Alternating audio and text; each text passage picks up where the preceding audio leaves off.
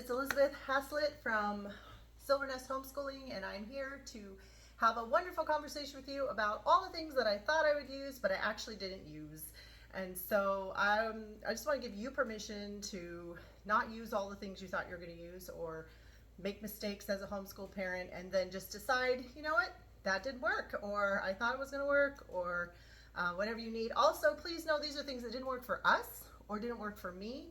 And part of the reason I will say that it didn't work is because I have two character flaws. One of them is really like to dream big, so I think we can do all the things, and in reality everyone has a limited amount of time.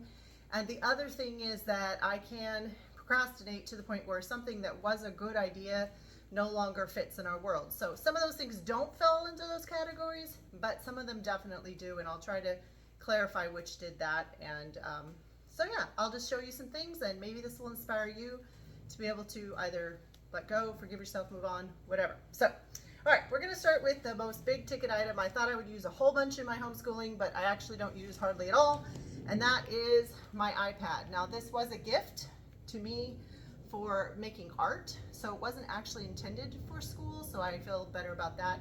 But I thought I would also use this for homeschooling, and the only thing we ended up using it for was Happy Atoms, which is a wonderful science three-dimensional building of atoms, and then you take a picture and you can play a game with it on there. Now, that might be because we already had Kindles, it might be because we already had, they had to use laptops for other things. But in general, this became a good tool during COVID when the kids were interested in learning how to draw with technology, and it was good for Happy Atoms, but it was like a blip in the radar compared to all the other things that we've used over time. I think they would use it more often if I got it out and set it up for them to use, but with us being so busy on everything else that we do, it's just not been, if I was gonna say high ticket price, worth it, not worth it, I definitely would say not worth it for homeschooling. So that's, again, this is me, not necessarily you. All right, the next thing that I wanted to go over is workbooks that I thought were gonna work, but that we actually didn't work, or had to force my kids into using. And some of these I'm gonna say it was because they were the wrong age. I bought them when they were too old for them, or too young for them.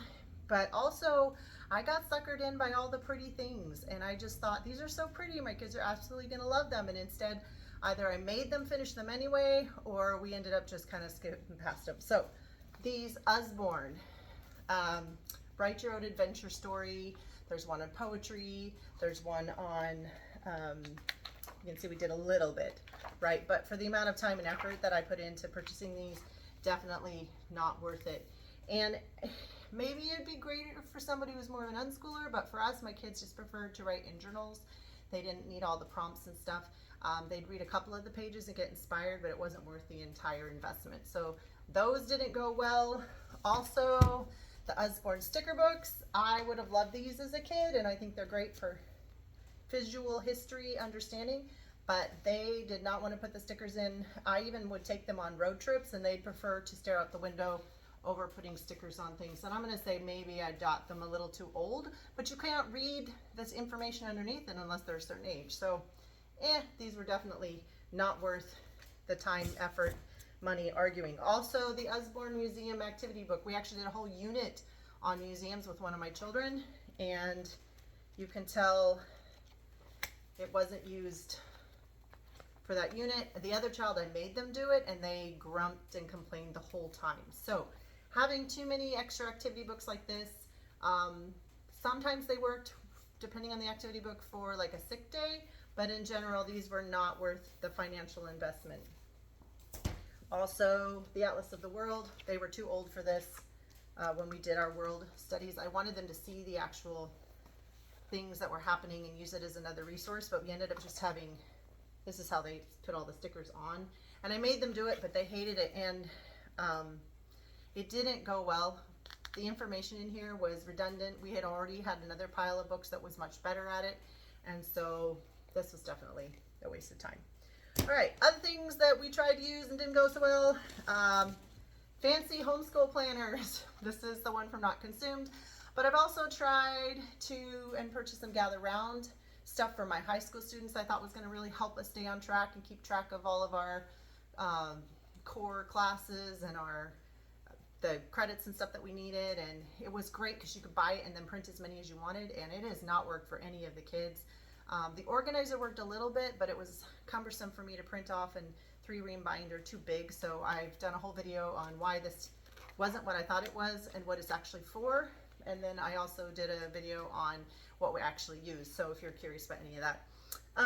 Yeah, so homeschool planners, fancy ones, nope, I end up using mostly a regular planner. All right, things I thought I would use, but I didn't. Curriculum that I got for free.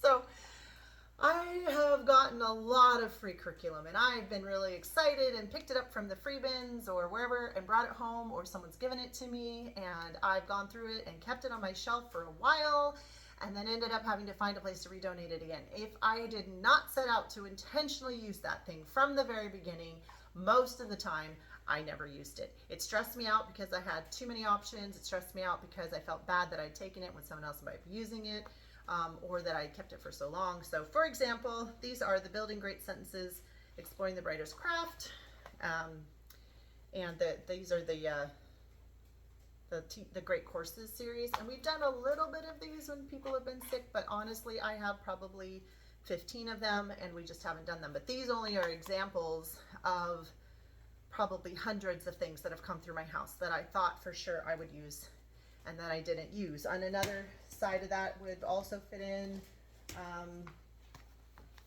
Bible studies that I thought we would do. Turns out I didn't research enough about this. This is an amazing book. This is an amazing author. I love her biblical encouragement she's given me. My kids love the movies that she's made, Priscilla Shire. But this is actually supposed to be a Sunday school class.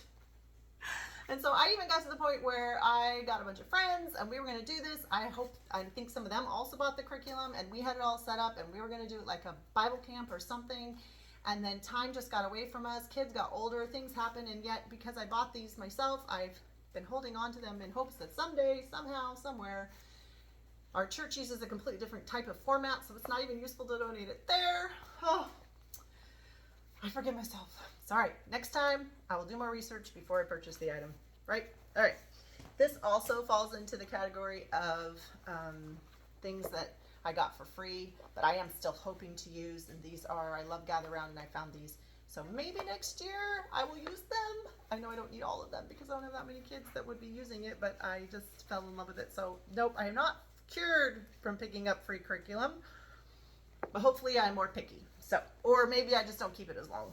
All right, some other things I thought I would use and I didn't use as much is this wonderful book, The Handbook of Nature Study by Anna Botsford Comstock. I would say this book is an example of many things that I have in my house, and that is resources that I can use for a variety of units, and I used maybe 5 or 6 times, which that could be a lot, but when you think I've been homeschooling for 11 years and I've only read out of this book 5 or 6 times, and this is the most useful book of all of those books that I've used. In fact, I've used them for my kids to write papers, and I've used them for different things like that. But this example of like all the other books that represent in this category, I did finally, we had books that you could go for walks and see wildlife that were set in the Pacific, not in the Pacific Northwest, but in the East Coast. So none of the animals were right. Or we had some that were actually for our location, but the kids didn't want to get out the book and look up an ID like we did when we were kids. And they have,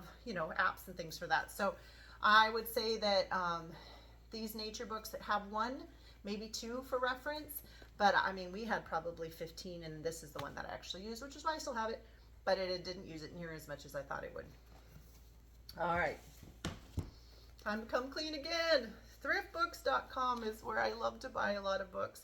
And I also went through a phase when I hit COVID, our libraries all shut down, and I didn't realize how many books were available in the world that didn't come from our library. Our library is very specific.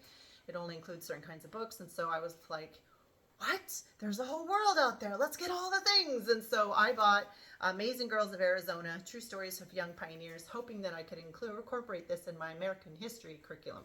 The thing is, my American history curriculum is quite robust as it is. And so child 1 went by without reading it. Child 2 is going through without reading it. I'm hoping child 2 will read it, and I'm hoping to get it into child 3, because I think these are great stories. But yeah, that has been a challenge when I bought too many books. Again, we have limited amount of time, limited amount of resource, headspace, ability to learn. And I would say that now that the library is back open again, I have been known to check out too many library books and too many things that I thought we were going to do. So purchasing books without having a specific plan for them, that's probably been a waste too. So, and in the same note, unfortunately, as game schoolers, we also have a bunch of unplayed games that we have purchased over time.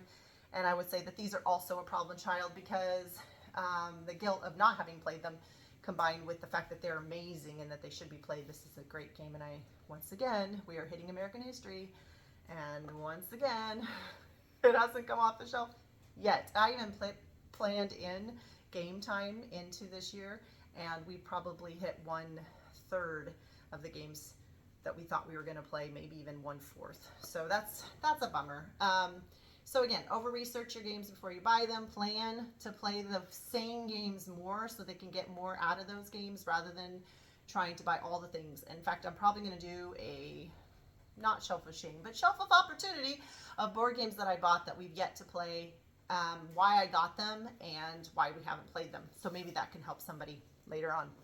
All right, well, I think that's everything that I want. Oh, no, one final thing. The bonus content. These are dice, and they are really pretty, and I thought for sure and we actually probably have 10 to 30 of these dice floating around the house. I thought we would use these for math, but by the time I got them, my kids were too old for those kinds of math brain games to enjoy them and things like that. And so this represents all the manipulatives that I have bought over the years thinking that my kids would use them. I had the bear counting sorting sets. I had the Matthew C blocks, which were great until about 3rd, 4th grade. Then they just stopped using them. And I had extra because we had bought them used. And so we had packs and packs of those. And so manipulatives that are already around the house are much better than going out and buying manipulatives. And this is a good reminder for me and for you to buy things that are age appropriate. I know it's exciting. We were at a store and they sold dice. Everybody picked dice. We'll all use them for school. And I have a happy memory of going to the store and buying dice. Some of my kids have kept their dice and some of them haven't, and that's fine too. But I think that's the key, right? We need to allow ourselves to make mistakes on this journey, learn from other people, hopefully to help us make less mistakes, but give ourselves some grace. I think having a homeschool budget and deciding how much you're willing to spend in different categories is the ideal for helping you realize, is my money going to the most important things? And we have spent our money wisely and well as foolishly over the time. But I think there is that balance where as long as if I've got a margin of don't spend any more than this, then that helps me to be pickier, which helps me to get the better choices and the more realistic choices. And yeah, so those are my things that we didn't use that I thought we would use as a homeschool family. And I hope this video has been encouraging to you. I hope you're having a great day. I'm sure there are things that you use that you didn't end up or bought thinking you would use, or got given that you thought you would use that you didn't use. And I would love to hear about that in the comments. If you want to hit like and subscribe, all the fun things. If this has been helpful to you, I would so appreciate it. I'm just making these for fun, and I'm hoping they're going out and blessing people. And I hope you have a fantastic day. We'll talk to you later. Take care. Bye.